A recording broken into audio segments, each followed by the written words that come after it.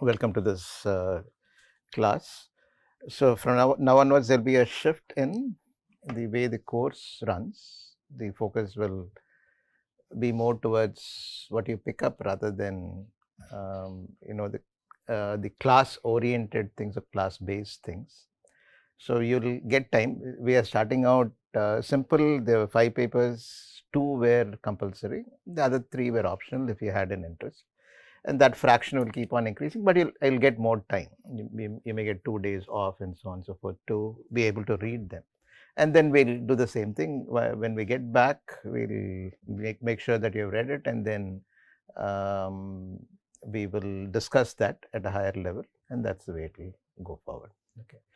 Till I think the timing will be fine till it's time for you to present, so that we have enough material then. Let me open this up. One more but okay, we cannot wait.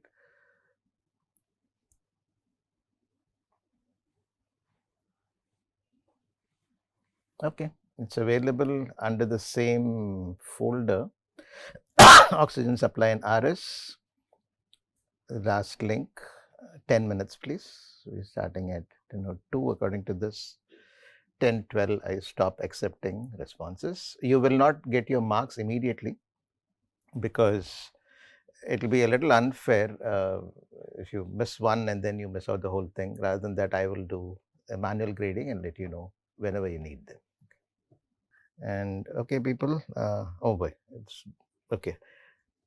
10, 9, 8, 7, 6, 5, 4, 3, 2, 1, 0. I'm stopping to accept responses. You cannot submit any more. I hope all of you have done. Okay. As I said, there are multiple answers that are correct. So the NPTEL policy will be used. If there's one wrong answer, then you get a 0. If part right answers, then you'll get whatever part of the marks. Okay, this thing pro rata marks. If you have ticked 2 when 3 are correct, then 2 out of 3 you'll get 2 out of 3 into 5 for each question. In this case, each quiz will have different numbers associated with it, just for the fun. Don't worry about it, but these are important. So I mean, students feel attached to this, so they're not important, but students feel attached to it, so I need to clarify them. So I'll make sure that it's not unfair, because if you miss out one thing, then an automatic grading would make it completely wrong, and you would have gotten 2 out of 3 but still miss out. I didn't want that. So whenever you want your marks, you can ask me. Whatever you've missed, if at all you missed something during the discussion, it will be clear. It should be clear. Otherwise, figure it out. If you cannot figure it out, then ask me. You can. That's the way it has been set up. Okay.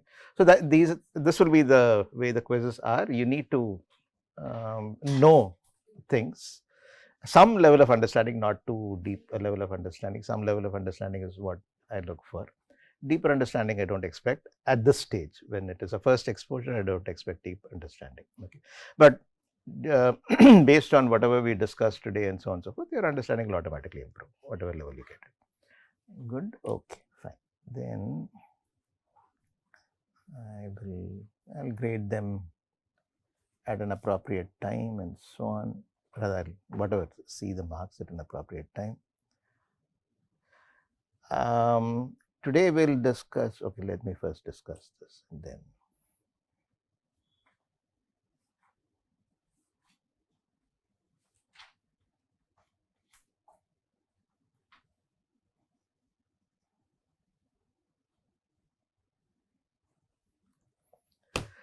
Okay, so we are starting a different aspect of the course, predominantly our work, which is reactive species manipulations toward desired outcomes in biological systems. This happens to be the title of the book also. Okay. I need to acknowledge certainly the funding for the work over the past 3 decades have come from predominantly DST, or now it's called SERB. It will be called something else very soon. Department of Science and Technology. Now it's ERB, Science something research board. Okay, never bothered to figure out. That's been that way for the past many years. Then DBT, Department of Biotechnology, AICT. I think this is probably AICT is still around. All India Council for Technical Education. MHRD is Ministry of Human Resource Development. Now it's Ministry of Education. And couple other things. I mean, a few other funded projects were there, but they did not go directly towards contributions in reactive species, so they are not included here. I need to acknowledge the funding. Without the funding, it wouldn't have been possible to do the work. Mostly governmental sources, and some consultancy projects have happened, but not towards reactive species. Okay, we are going to look at oxygen supply and reactive species as mentioned. So, the basic challenge is something like this. You have an air bubble, okay, this represented here by the hemisphere. It's actually a bubble, right. So, the oxygen, typically oxygen is provided by air to bioreactors. We have also looked at this in the transport course for people who have looked at who have taken the transport course.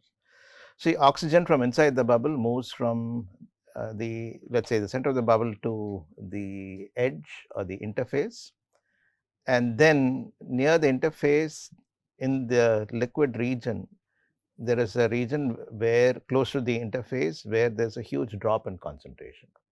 So, this is perceived to be a gas liquid film. It is a conceptual film.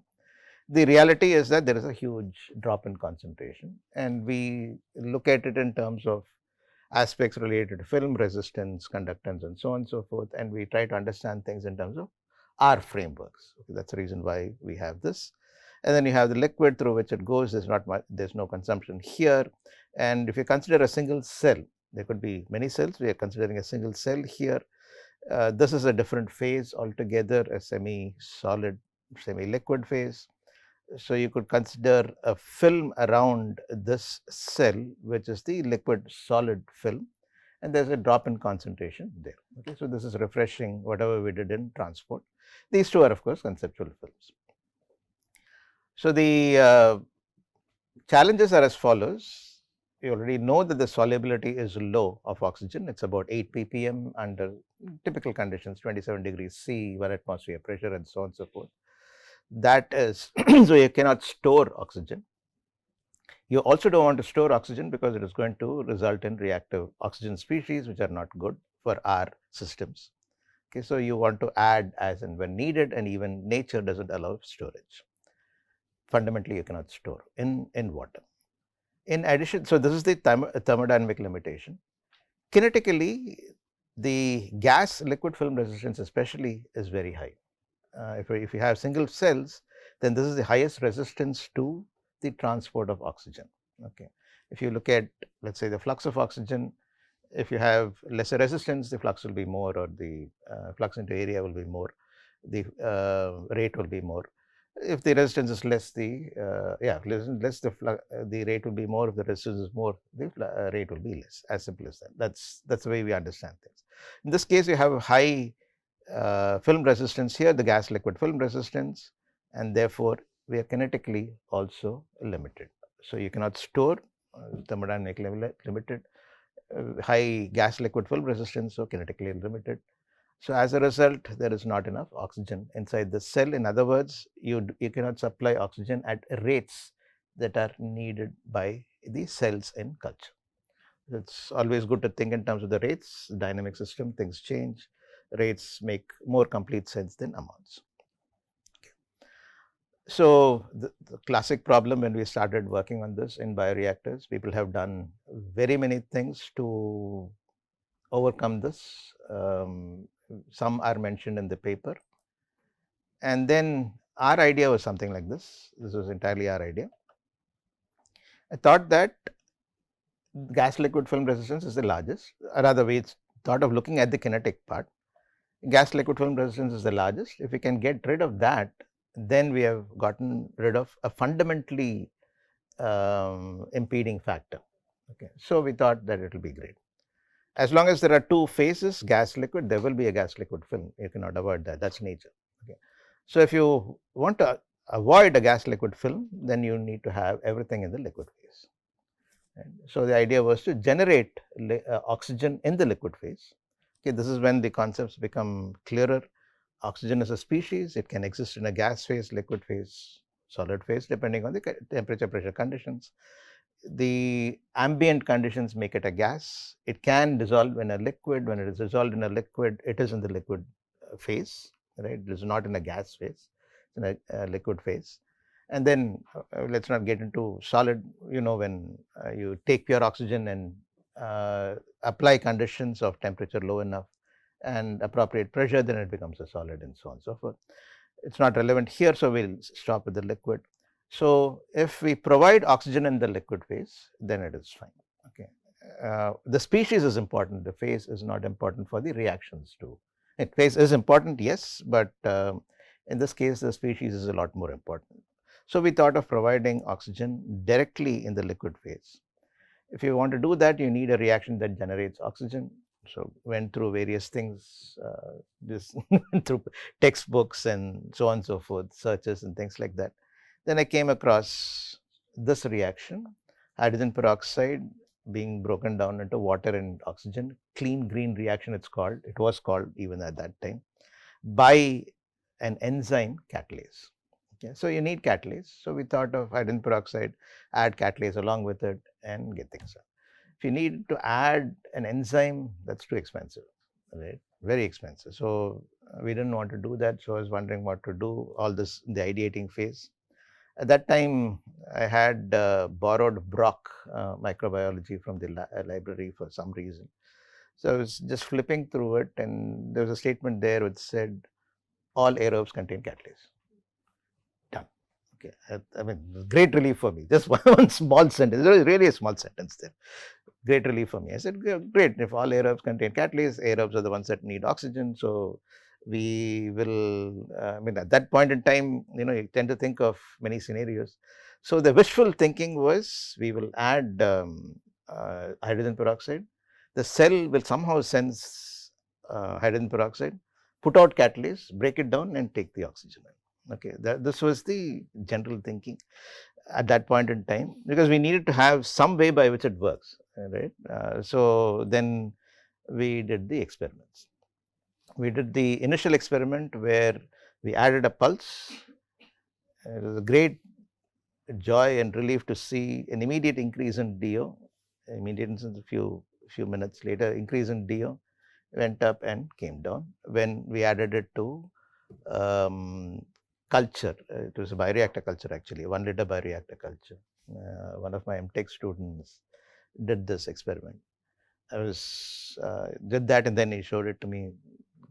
They're all joy. Okay, good. This is going to work now. Okay, so we added hydrogen peroxide. Oxygen got registered in the DO probe. Said great. That's it. Okay, so we did. I chose a system which would be easy to justify. It's essentially why I chose the system. Nothing else. Of course, the idea was to use a relevant product. Okay, I'm system agnostic. I can work with any system. As long as whatever our ideas are, as long as they can be applied, I don't really bother about the system unless I'm constrained by something else. Okay. So our initial system was Xanthomonas campestris, which is producing a xanthan gum.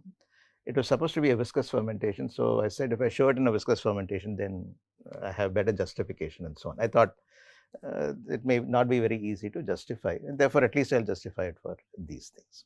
Viscous fermentation so difficult to agitate at speeds that are needed. You need a lot more power and so on and so forth. So that was the basis for choice of Xanthomonas. Okay.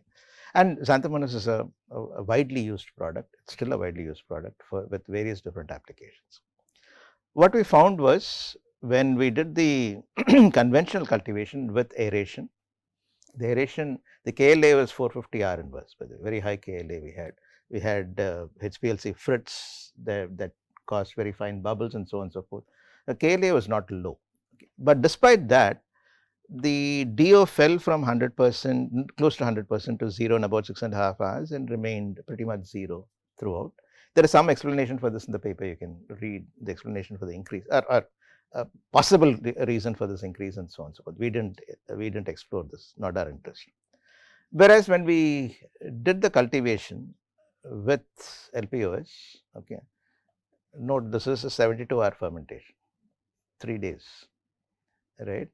So somebody had to keep checking DO and keep adding hydrogen peroxide pulses whenever it went down. Okay. So the students at that time, MTech, PhD, and PhD, there's no PhD at that time. MTech students, BTechs didn't participate. So MTech students took turns. They recruited their friends and took turns. 3 days means it's not 3 days, 3.5, 4 including preparation and all that. Okay. Quite a bit of work there, and so they slept at odd times and so on and so forth. I always insisted that unless absolutely needed, you should have a balance in your lives. So one or 2 days is fine, and so on and so forth. But they found out ways of doing this, and we're very relieved to see this DO level above the set point of 50% pretty much throughout the cultivation. And the results were as follows. There was a 70% increase in the volumetric amount of xanthan gum, okay, the mass produced per unit volume, that increased by 70% concentration. Okay. And we have also shown it subsequently by many others in other organisms. A. niger is a mold that produces enzymes. A. niger, in this case, if it's producing enzymes, it needs to be a mycelium. So it has all these hyphae. If you rotate it fast, it's going to shear apart, and that's going to cause a loss in the viability, and that's the culture, and so that's the productivity of the culture. So we did this in these two systems. We published it in these two systems. We've done it in many systems. It increased by 2.4 fold some enzymes. So we were happy. So our thinking was good. We have found a way by which we can supply better oxygen, and that results in better production of products. Please feel free to jump in at any time. Okay, I'm telling you a story. You have read the papers, you know what is there. Whatever is not clear, please jump in. Okay, stop. Fine. This wishful thinking of we are adding hydrogen peroxide, it will cell will somehow sense catalyst. We totally wishful thinking. We had no idea as to how that was going to happen. And then it will take in oxygen and so on and so forth was what was thought. And then these things strike you when you take a shower. This idea was totally a shower idea. Taking a shower, and it occurred to me that hydrogen peroxide is a small uncharged molecule. Okay. So what prevents it from getting into the cell membrane? Nothing. It will go. You add, it will get into the cell. So is it getting broken outside the cell, or is it getting broken inside the cell? Right? That was the thing that we wanted to find out. So we wanted to look at the mechanism. All this is few years of work. As a story, it's nice, but the way it develops and the pain of creativity, and creativity is a very painful process to go through, but once you go through it, it's amazing. The results are amazing. Right? Anybody who's creative will know this. So the hydrogen peroxide is added extracellularly. So does it get broken down in the extracellular space, in the intracellular space, or in the space between the two? Was the question. There's a reason for asking this space in between the two. I'll come to that in a little while. We did experiments. We had exposed cells to hydrogen peroxide, then taken those cells separately and the medium separately. The thinking was, when you add hydrogen peroxide, and if indeed the cells sensed hydrogen peroxide and put out catalase, that would be still available in the medium in the time that we were looking for. We looked for half-lives of catalase and so on and so forth. We figured out it was not going to degrade in the time that we were looking at. All that background calculations we had done. And then this was the experiment presented in a way that was important to us. This is the rate of oxygen evolution millimolar per hour with time. The medium without cells pretty much 0 or close to 0. This can be a slightly positive value and so on and so forth can be accounted for by transfer from the head space into the liquid. Whereas medium with cells, it was more than sixfold higher. The rate of oxygen evolution was more than sixfold higher. Therefore, it became clear that you need cells, and it is not in the extracellular space because there's no catalase in the extracellular space pretty much. It had to be in the intercellular space. So, the hydrogen peroxide decomposition is predominantly intercellular. We calculated through various different means that 5/6 of the rate actually happens inside, 1/6 happens outside. Okay. Happens outside, it could be even iron that is breaking down hydrogen peroxide and so on. We did a lot of studies on trying to understand the control mechanism and so on and so forth. We still don't understand. I mean, there is an energetic connection, yes, for the flux of hydrogen peroxide, but we don't know how it works. So, all this was studied. Cell controls flux, it takes in and then puts out hydrogen, oxygen that is generated. In fact, the DO probe that was registering an increase actually was registering an increase of what is going out rather than what is being generated in that space. We'll think about that a little bit further. We looked at the energetics through PMF, proton motive force relationships and so on and so forth. NADH dynamics, we constructed a mathematical model and so on and so forth. A lot of very interesting work that went on. Very happy to have been associated with the students at that time, Ganesh and so on. Ganesh Sriram, that is first author here. And this was published in Biotechnology Bioengineering, which I consider as the topmost in the field, most prestigious in the field, or most, what should I say, reputed in the field. Yeah, that would be best. Process Biochemistry is a good journal, and so on and so forth. Okay.